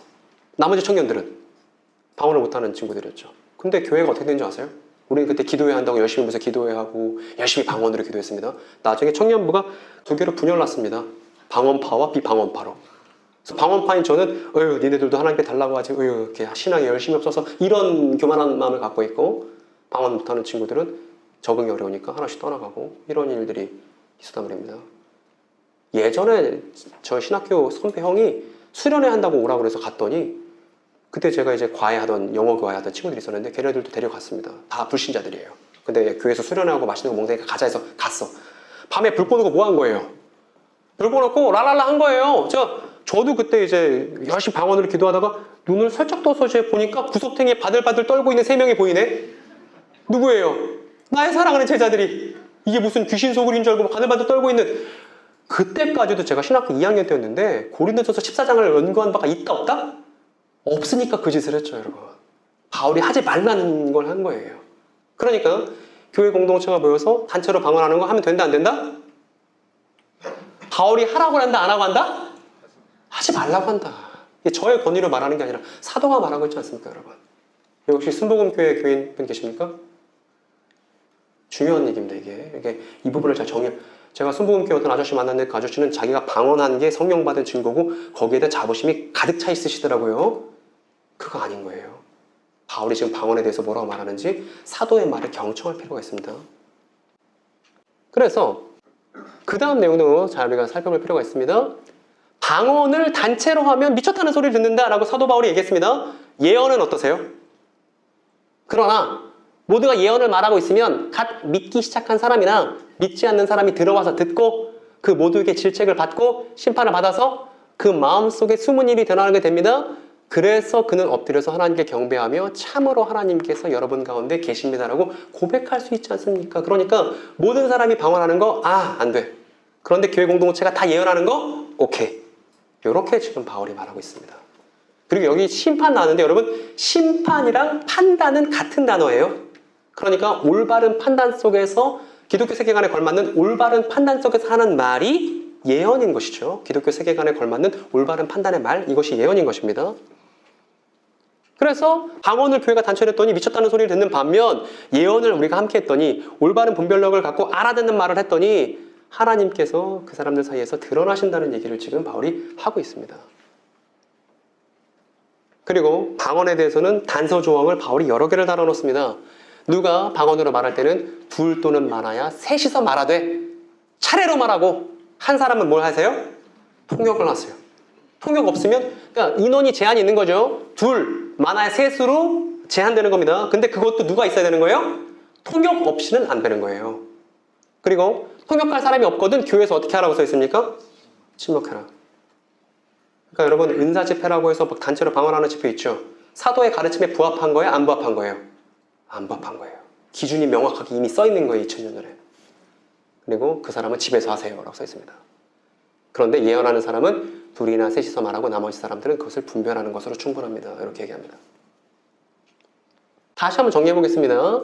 이렇게 얘기했고 사랑과 신령한 은사를 추구하고 특히 예언하기를 열망하세요라고 말하고 바울은 어디에 초점을 두냐면 방언과 예언을 비교하는 데 지금 초점을 맞춘 겁니다. 저기 보면 예언은 뭐예요? 성경적 세계관에 부합한 누구나 알아들을 수 있는 깨우친 말이 예언이다. 방언은 알아들을 수 없는 말이다. 바로 이렇게 말했습니다.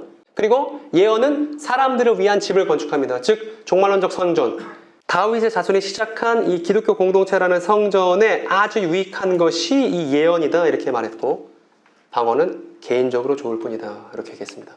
그리고 예언은 교회 공동체에서 하나님을 드러낸다. 그러나 방언의 경우 집단적으로 할 경우 미쳤다는 소리를 듣는다. 그리고 예언은 두세 사람이 하고 나머지는 분별할 것. 방언은 3명 이하로 차별할 것.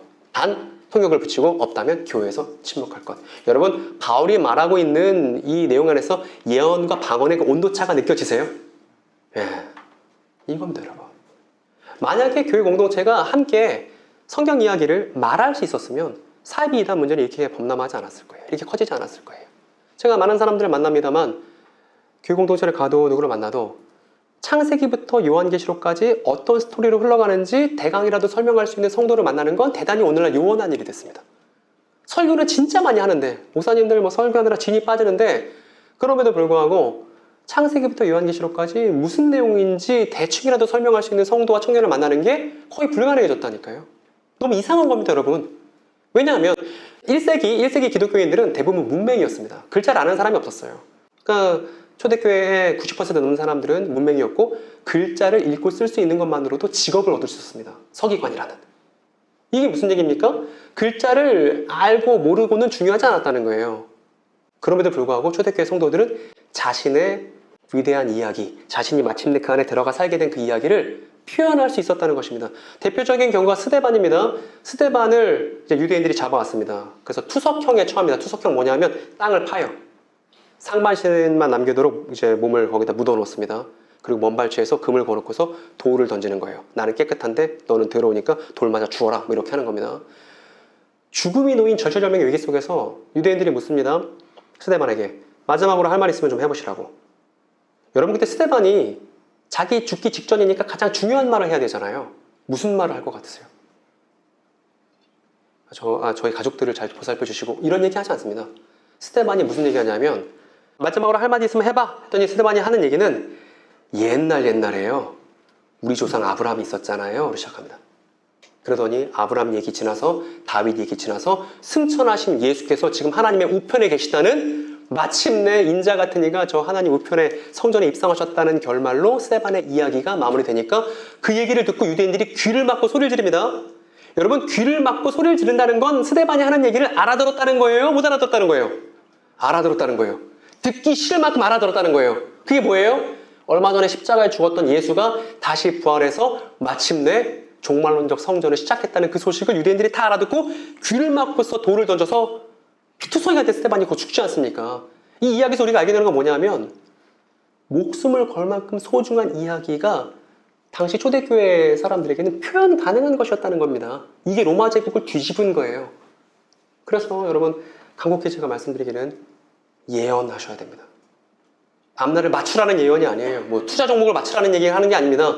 우리가 하는 예언은 예수께서 역사 위에서 어떤 의미를 갖고 어떤 예언들이 어떻게 성취되어서 마치는 예수의 의미가 무엇인가, 예수께서 무엇을 시작하셨는가에 대한 마땅히 성도된 자들이 맡겨진 말을 할 수 있어야만 한다는 것입니다.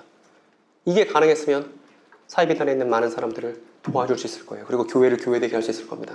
바울이 이미 그 얘기를 2000년 전에 자신의 편지에서 하고 있습니다. 그래서 요 얘기하는 거예요. 요걸 하자. 예언을 하자.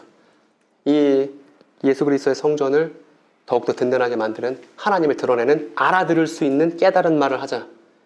이걸 교회가 분별하자. 그 얘기하는 것입니다. 지금까지 여러분께 말씀드렸던 이 내용은 바울의 그냥 선택사항이나 권면이 아니었습니다. 바울이 뭐라고 말하냐면 누구든지 자기가 예언자이거나 성령을 은사로 받은 사람이라고 생각하거든 내가 여러분에게 써보내는 이 글이 누구의 명령이라는 거예요? 주님의 명령이라고. 그러니까 제발 단체로 모여서 방언하는 거 그만해야 된다는 겁니다. 수련회 가서 그런 거 하면 안 돼요.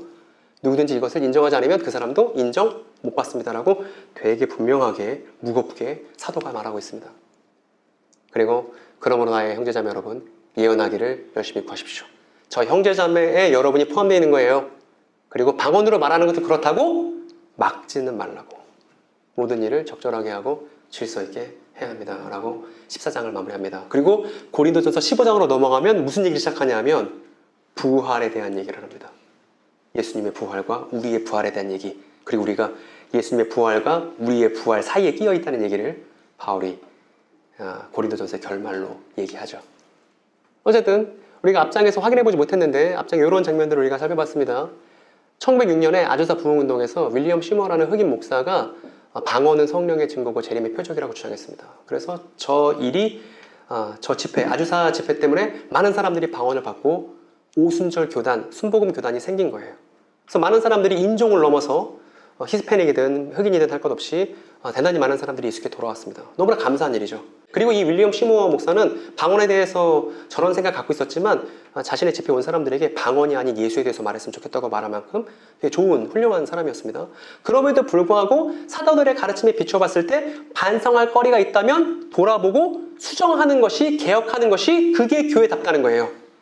저 사람이 아무리 훌륭한 사람이지만 저걸 통해서 오순절 교단이 너무나 커졌지만 그럼에도 불구하고 방언 자체에 대해서 그 당시 방언 자체에 대해서 아주사 부흥운동에서 말했던 것을 모두 다 긍정할 수는 없다는 겁니다. 기준이 명확하니까. 사도들의 가르침이 기준이니까. 오늘 이야기를 마무리할 시간입니다. 도미니언 신학이라는 게 있습니다, 여러분. 제가 이때 잊혀진 부르심이라는 집회 갔어요. 2006년에 있었던 선교한국이라는 안산에서 했던 집회입니다. 이때 갔는데 조별로 이렇게 모임을 짜줬어요. 그때 이제 부산대학교에서 의사하겠다는 누나가 있었습니다. 그리고 이제 중국 장족에게 선교하겠다는 형이 있었어요. 이 누나랑 형이 맨날 싸워요.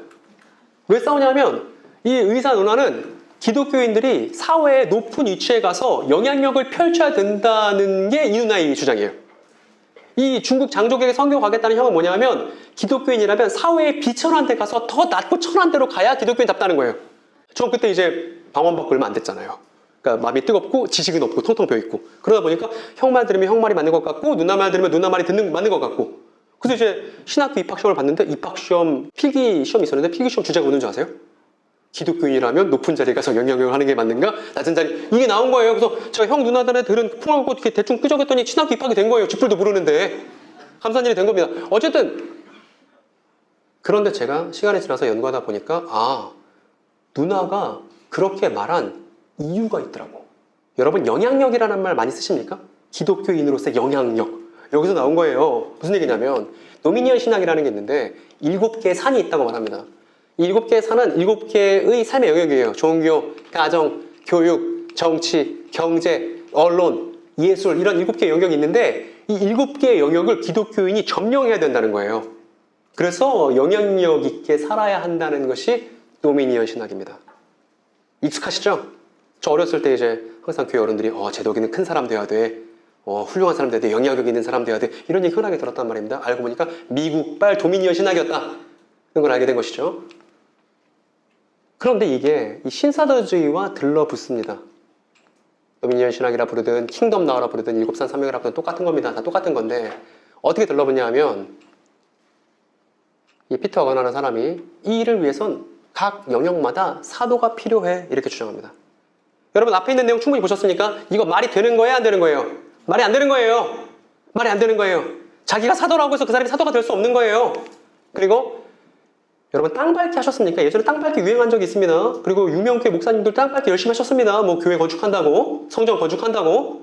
이 땅밟기도 이런 7 영역을 점령하기 위해서는 우리가 먼저 가서 그 지역의 귀신들과 투쟁해야 되고 땅을 먼저 밟아야 된다. 이게 도미니언 신학 내지는 신사도주의의 영향이었는데 이게 한국에도 그대로 무비판적으로 수용된 거예요. 잘못된 겁니다. 그리고 돈의 흐름에 대해서 부의 이동에 대해서 예언하는 일들이 또 번영신학이 여기도 들러붙었습니다. 이런 거 우리가 익숙하게 미국 교회 가나 한국 교회 가나 볼 수 있게 된 거죠. 바울이 고린도전서 말고 한 통 더 썼습니다. 고린도 후서가 있죠. 고린도 후서에 보면 이런 구절이 있습니다.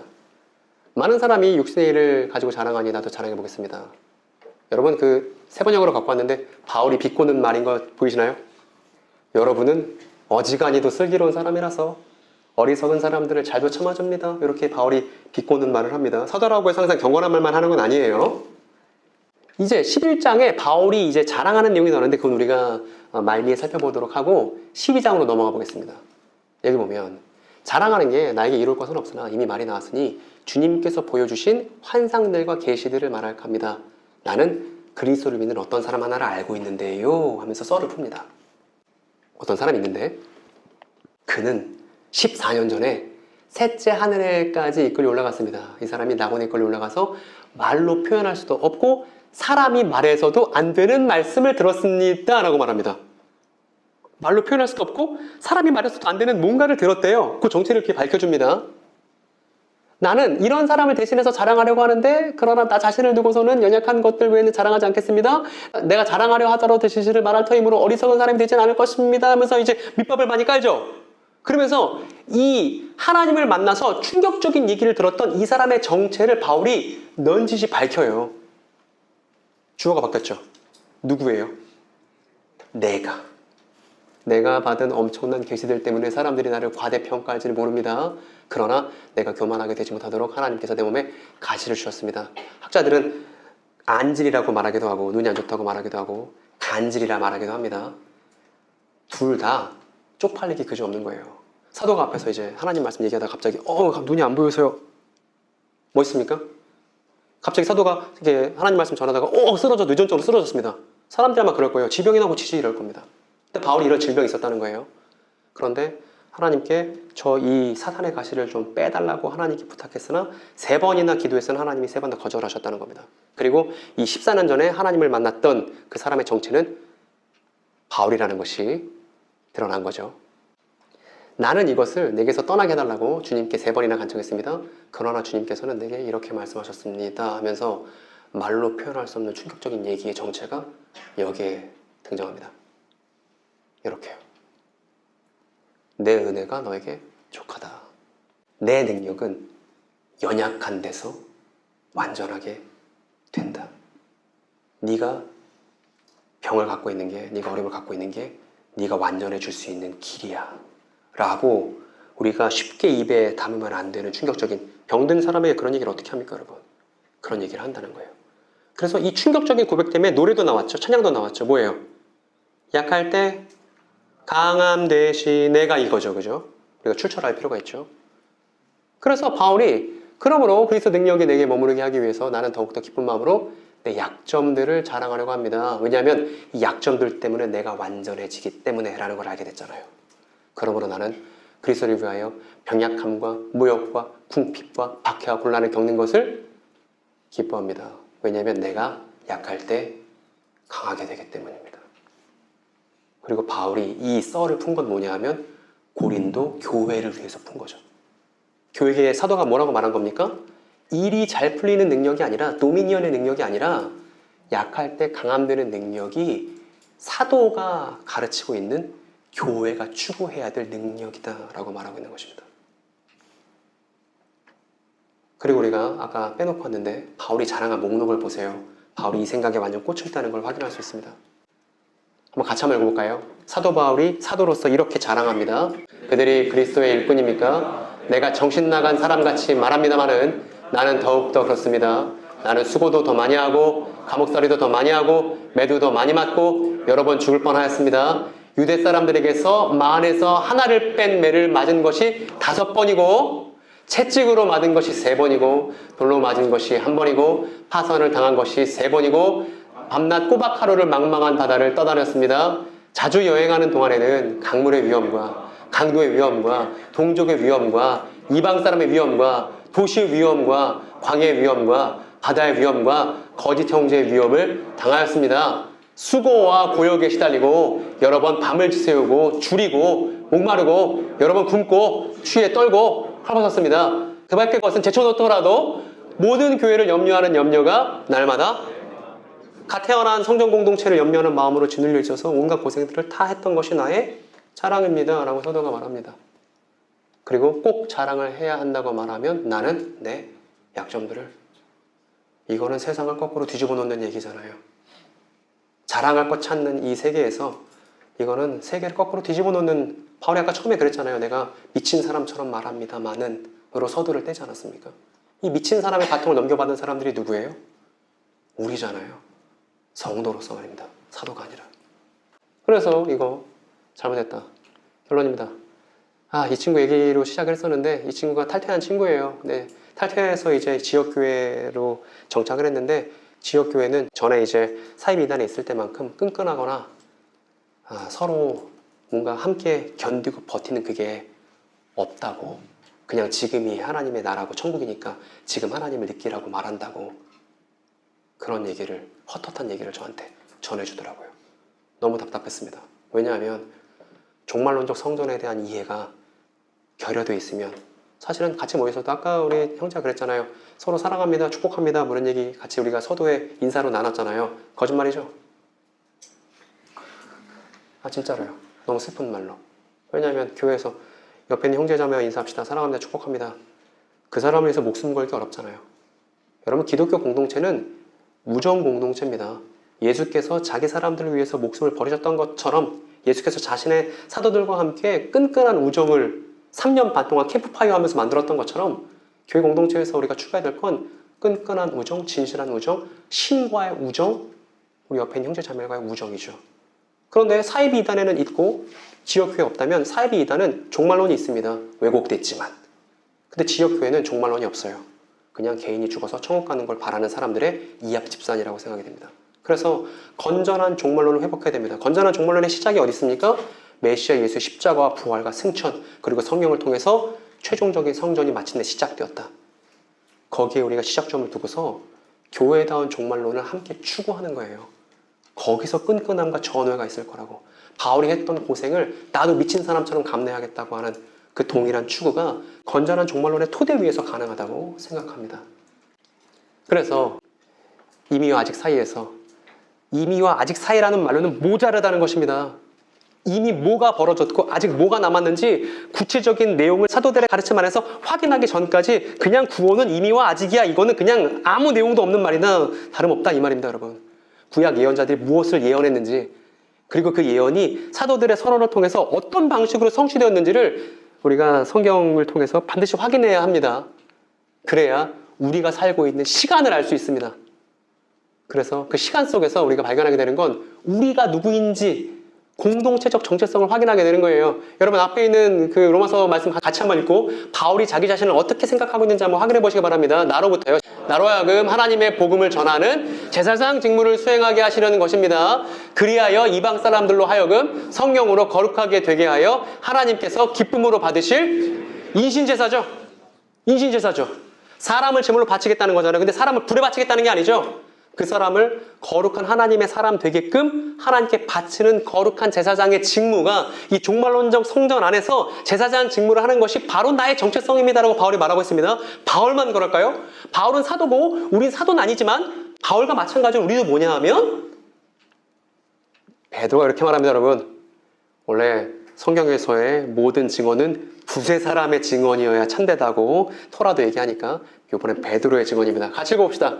살아있는 돌과 같은 존재로서 여러분도 집 짓는 데 사용되어 신령한 집이 됩니다. 그래서 여러분은 예수 그리스도로 말미암아 하나님께서 기쁘게 받으실 신령한 제사를 드리는, 그렇죠. 그러니까 저는 여러분들이 옆 사람과 이렇게 인사했으면 좋겠습니다. 당신이 제사장입니다. 빨리 인사해보세요. 당신이 제사장인 거예요. 이 종말론적 성전에서 대제사장을 두고 그분과 함께 동역하는 제사장이 바로 우리라는 것입니다. 종말의 시간 속에서. 그래서 여기 밑에 우리가 있잖아요. 장로님도 계시고 권사님도 계시고 형제도 있고 자매도 있습니다. 우리가 제사장 정체성으로 살아가는 종말론적 성전의 일원들이다. 우리가 답이 무엇인지를 찾지만 사실 답을 찾기 전에 내가 질문을 제대로 던지고 있는지를 물어봐야 되고, 질문을 던지기 전에 내가 나에 대해서 어떻게 이해하고 있는지 자아 정체성을 알아야 하며, 자아 정체성은 나를 포함하고 있는 우리가 누구인지에 대한 공동체적 정체성에서부터 자아 정체성이 나오는 거고, 우리가 누구인가라는 이 질문의 답변은 지금 내가 언제를 살고 있는가라는 시간 인식에서 나오는 거예요. 그러니까 파편화됐던 성경 이야기들을 다시 짜맞춰서 하나의 거대한 이야기로 완성하는 그 기저에는 반드시 건전한 종말론이 깔려 있어야 하는 것입니다.